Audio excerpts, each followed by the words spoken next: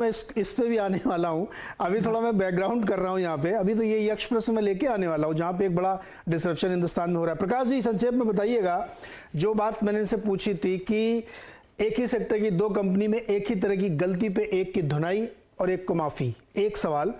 दूसरा सवाल ये होता है कि कुछ स्टॉक को तमाम बुराइयों के बावजूद भी ट्रस्टवर्दीनेस बनी रहती है, री रेटिंग हो जाती है उनकी। मतलब ये तो लोगों ने एक बड़ा फार्मूला बना लिया है कि कोई टॉप नॉच पेंट कंपनी का रिजल्ट खराब है तो उस दिन लॉन्ग करने का, क्योंकि 2 दिन बाद वो चल जाएगा। और ऐसा होता है, बहुत बार होता है। तो ये भेदभाव क्यों होता है?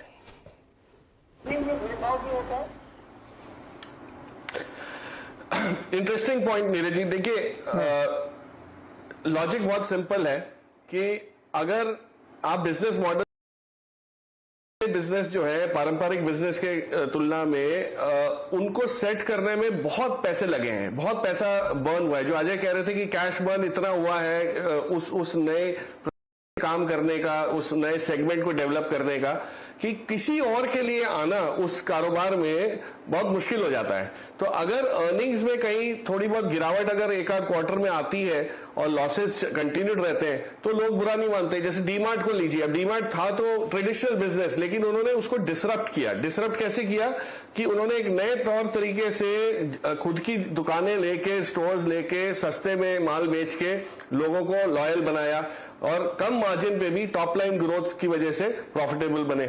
अब ये जब मॉडल आया था तो बहुत नया लगता था, कईयों ने कुछ और चीजें ट्राई की। तो इस टाइप के बिजनेसेस में पैसा जो लगा है, जो लागत लगी है नीरज, उसमें जो रिप्लेसमेंट कॉस्ट बेसिस जो हम बोलते हैं, उसकी वजह से इनको वैल्यूएशन मिलता है, ना कि इनकी अर्निंग्स प्रोफाइल को लेके। अर्निंग्स तो अभी आनी बाकी है या बढ़नी बाकी है, लेकिन ऐसा कारोबार कोई और करना चाहे तो उसकी इतनी ज्यादा लागत लगती है कि कोई और कर ही नहीं पाता। तो इसलिए इनको प्रीमियम मिलता है कि अगर मुझे उस क्षेत्र में रहना है या उस क्षेत्र में मेरे को एक्सपोजर लेना है तो मुझे ऐसी कंपनी के पास ही जाना पड़ेगा।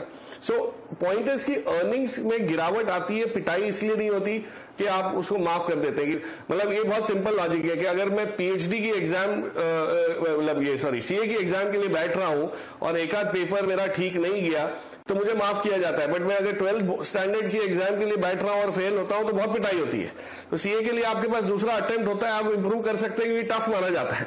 बट जो रेगुलर पढ़ाई है उसमें आप इस टाइप की कोई भी लैप्सेज या इस टाइप की कोई गिरावट को टॉलरेट नहीं कर पाते। सो ये बहुत सिंपल लॉजिक है कि नए बिजनेसेस की अर्निंग्स प्रोफाइल पे फोकस नहीं होता, बिजनेस मॉडल पे ज्यादा होता है कि आगे चल के बिजनेस कमाएंगे, कब तक कमाएंगे, कितनी जल्दी कमाएंगे। और इस बिजनेस को सेट करने के लिए और कोई अगर आता है तो रिप्लेसमेंट कॉस्ट क्या रहती है।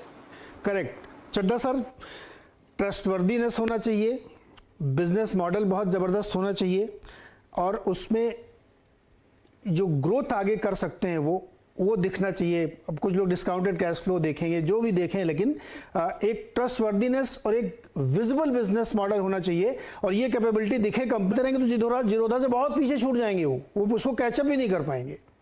इस पे आप सहमत हैं या और कुछ भी इसमें और जोड़ना चाहते हैं आप?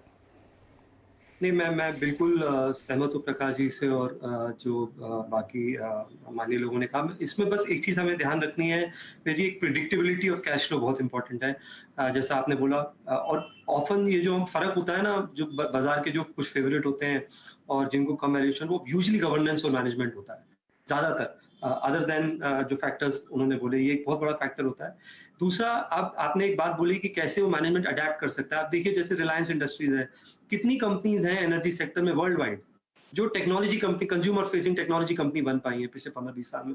इनफैक्ट बहुत सारी कंपनीज जैसा हमने देखा, मैं नाम नहीं लेना चाहूंगा, जो अब जो 10-20 साल पहले थी उसकी शायद आज 1/10 भी उनकी मार्केट कैप नहीं है। तो ये जो डिसरप्टिव वर्ल्ड है, इसमें हमारी जो एबिलिटी है अडेप्ट करने की, ये बहुत इंपॉर्टेंट है। तीसरा, आप कैसे टेक्नोलॉजी को अडेप्ट एम्ब्रेस कर रहे हैं। जरूरी नहीं है कि आपको आईटी सेक्टर में ही देखना है। हम एशियन पेंट्स का हमेशा नाम लेते हैं, पहली कंपनी थी जो सुपर कंप्यूटर लाई, इन्वेंट्री मैनेज किया। हम इंडियन एनर्जी एक्सचेंज के पीछे बात कर रहे थे कि कैसे एनर्जी मार्केट प्लेस बन रहा है। हमने बहुत सारे प्लेटफॉर्म प्लेस की बात करी। हम कई बार एनालाइज करते हैं बहुत सारे कंपनीज को। मैं देख रहा था कि Marico, Tata consumer, FMCG companies पे अगर आप बात करेंगे, वो डिजिटल ब्रांड्स के बारे में बात कर रहे हैं। आप ट्रेडिशनल पावर कंपनीज की बात करिए, वो रिन्यूएबल एनर्जी और मैं देख रहा था टाटा पावर ने भी एक इनिशिएटिव लिया है कि कुछ सोसाइटीज में उन्होंने ये इंसेंटिव दिया है कि अगर आप 0.1 रुपीज यूनिट ज्यादा देंगे तो आपको चॉइस देंगे कि आप रिन्यूएबल एनर्जी ले सकते हैं। तो बहुत सारे इनिशिएटिव्स आप ब्रिक एंड मोटर सेक्टर में भी कैसे आप वैल्यू ऐड कर रहे हैं, कैसे आप खुद को डिस्टर्ब कर रहे हैं, ये बहुत इंपॉर्टेंट है। करेक्ट। तो सर एक छोटा सा मुझे यहाँ ब्रेक लेना है, ब्रेक से लौट के आएंगे तो जो अभी तक हम लोगों ने डिस्कस किया ना, इसके आधार पर एक सेक्टर का एनालिसिस करेंगे। जाते जाते सिर्फ ये बता दें कि ट्रस्ट वर्दीनेस कितना मैटर करती है। 1992 में 4300 का था इंडेक्स और उसके बाद 2003 में वो का था, यानी 1.8% की CAGR थी, जो कि FD उस समय 10-12% का था। बुरी तरीके से मार्केट ने मात खाई। लेकिन अगर मैं मान के चलूं कि उसमें से 10 आदमी भी उस समय से आज तक इन्वेस्टेड हैं तो उन्होंने FD को बुरी किया होगा, क्योंकि आज 58,000 पे सेंसेक्स खड़ा है, निफ्टी 18,000 पे खड़ा है। कहने के सेंस यहाँ पे ये उदाहरण इसलिए मैंने दिया कि ट्रस्टवर्दीनेस उस बिजनेस में, उस मॉडल में कितना है, आपको ये बड़ा मैटर करता है। एक छोटा सा ब्रेक लेंगे और चूंकि आज वर्ल्ड EV डे है, इलेक्ट्रिक व्हीकल डे, इस सेक्टर में कंपनी ढूंढना बड़ा मुश्किल है, तो कंपनी ढूंढने के तरीके भी हमने आप लोगों से डिस्कस कराए हैं। अब इसके आधार पर पूछेंगे कि अगर इस सेक्टर में कुछ चुनना हो तो क्या देखने चाहिए आदमी। कंपनी का नाम अगर आप नहीं लेना चाहते तो मत लीजिए, लेकिन क्या देखें ये जरूर बताइएगा ब्रेक के बाद।